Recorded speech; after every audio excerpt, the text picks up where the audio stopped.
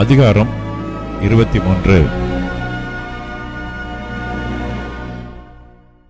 அபாண்டமான சொல்லை ஏற்றுக்கொள்ளாயாக, கொடுமையுள்ள சாட்சிக்காரனாயிருக்க ஆகாதவனோட கலவாயாக, தீமை செய்ய திரளான பேர்களை பின்பற்றாதிருப்பாயாக, வழக்கிலே நியாயத்தை புரட்ட மிகுதியானவர்களின் பட்சத்தில் சாய்ந்து உத்தரவு சொல்லாதிருப்பாயாக, வியாச்சியத்திலே தரித்திரனுடைய முகத்தை பாராயாக, உன் சத்துருவின் மாடாவது அவனுடைய கழுதையாவது தப்பிப்போக கண்டால் அதை திரும்ப அவனிடத்தில் கொண்டு போய் விடுவாயாக.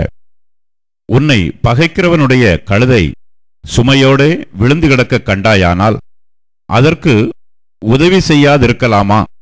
அவசியமாய் அவனோடே கூட அதற்கு உதவி செய்வாயாக. உன்னிடத்தில் இருக்கிற எளியவனுடைய வியாச்சியத்தில் அவனுடைய நியாயத்தை புரட்டாயாக. கள்ளக்காரியத்துக்கு தூரமாயிருப்பாயாக. குற்றமில்லாதவனையும் நீதிமானையும் கொலை செய்யாயாக. நான் துர்மார்க்கனை நீதிமான் என்று தீர்க்க மாட்டேன். பரிதானம் வாங்காதிருப்பாயாக. பரிதானம் பார்வையுள்ளவர்களை குருடாக்கி நீதிமான்களின் வார்த்தைகளை புரட்டும். அந்நியனை ஒடுக்காயாக. எகிப்து தேசத்தில் அந்நியர்களாயிருந்த நீங்கள் அந்நியனுடைய இருதயத்தை அறிந்திருக்கிறீர்களே. 6 வருஷம் நீ உன் நிலத்தில் பயிரிட்டு அதன் பலனை சேர்த்துக்கொள். 7ஆம் வருஷத்தில் உன் ஜனத்திலுள்ள எளியவர்கள் புசிக்கவும் மீதியானதை வெளியின் ஜந்துக்கள் தின்னவும் அந்த நிலம் சும்மா கிடக்க விட்டு விடுவாயாக. உன் திராட்சைத் தோட்டத்தையும் உன் ஒலிவத் தோப்பையும் அப்படியே செய்வாயாக. 6 நாள் உன் வேலையை செய்து 7ஆம் நாளிலே உன் மாடும் உன் கழுதையும் இளைப்பாறவும் உன் அடிமை பெண்ணின் பிள்ளையும் அந்நியனும் இளைப்பாறவும் ஓய்ந்திருப்பாயாக. நான் உங்களுக்கு சொன்னவைகள் யாவற்றிலும் சாவதானமாயிருங்கள். அந்நிய தேவர்களின் பெயரைச் சொல்ல வேண்டாம். அது உன் வாயிலிருந்து பிறக்க கேட்கப்படவும் வேண்டாம். வருஷத்தில் 3 தரம் எனக்கு பண்டிகை ஆசரிப்பாயாக. புளிப்பில்லா அப்ப பண்டிகையை கொண்டாடி நான் உனக்கு கட்டளிட்டபடியே ஆபிப் மாதத்தின் குறித்த காலத்தில் 7 நாள் புளிப்பில்லா அப்பம் புசிப்பாயாக. அந்த மாதத்தில் எகிப்திலிருந்து புறப்பட்டாயே, என் சந்நிதியில் வெறுங்கையாய் வரவேண்டாம். நீ வயலில் விதைத்த உன் பயிர் வேலைகளின் முதற் பலனை செலுத்துகிற அறுப்புக்கால பண்டிகையையும், வருஷ முடிவிலே நீ வயலில் உன் வேலைகளின் பலனை சேர்த்து தீர்ந்தபோது சேர்ப்புக்கால பண்டிகையையும் ஆசரிப்பாயாக.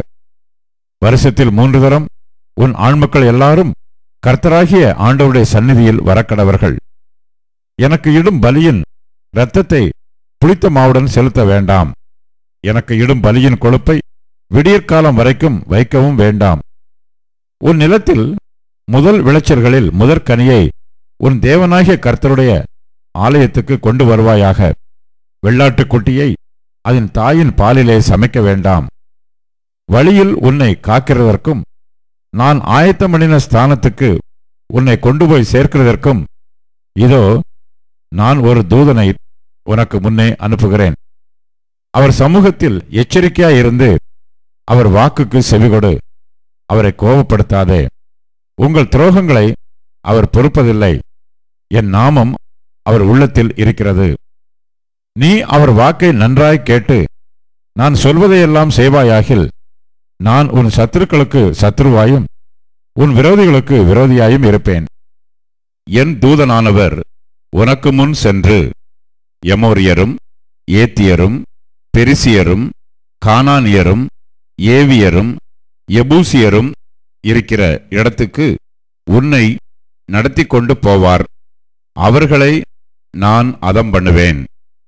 நீ அவர்களுடைய தேவர்களை பணிந்து கொள்ளாமலும் சேவியாமலும் அவர்கள் செய்கைகளின்படி செய்யாமலும் அவர்களை நிர்மூலம் பண்ணி அவர்களுடைய சிலைகளை உடைத்து போடுவாயாக. உங்கள் தேவனாகிய கர்த்தரையே சேவிக்க கடவீர்கள். அவர் உன் அப்பத்தையும் உன் தண்ணீரையும் ஆசீர்வதிப்பார். வியாதியை உன்னிலிருந்து விலக்குவேன்.